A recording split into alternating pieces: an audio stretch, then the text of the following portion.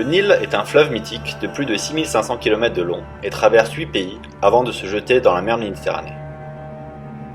En Éthiopie, le lac Tana est non seulement la source du Nil bleu, mais aussi la source de toute vie. Lors de Timket, l'épiphanie orthodoxe, les croyants se font asperger d'eau en rentrant dans le lac sacré.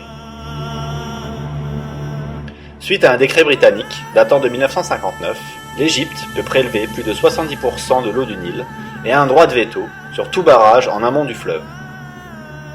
En 1970, l'Égypte finit la construction du barrage d'Assouan, qui donnera naissance au lac Nasser.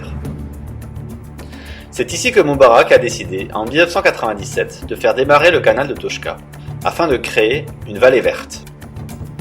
4 fermes voient le jour, toutes étrangères, qui exportent la quasi-totalité de leur production en pompant l'eau du Nil pour arroser le désert. Depuis peu, l'eau se fait rare, et le lac Nasser a perdu 6 mètres à Abu Simbel.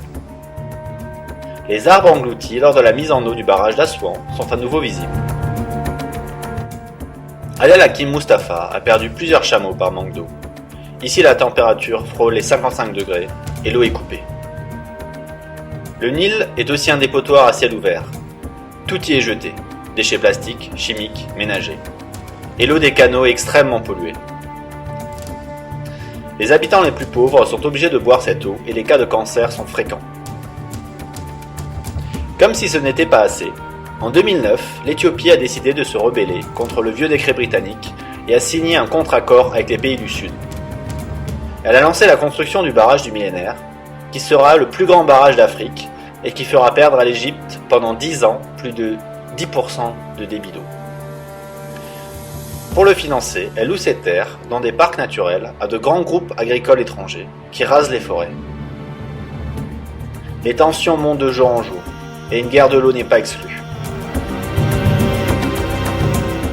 Cette excavatrice marque le début de la première guerre sur le Nil. Le sud du Soudan s'est en effet rebellé en 1983 contre le nord, qui voulait assécher une zone marécageuse avec plus d'1 million d'habitants. En juillet 2011, après 25 ans de guerre civile, le Soudan du Sud a obtenu son indépendance. L'eau est rare et précieuse. Vous aussi, par des gestes simples, vous pouvez contribuer.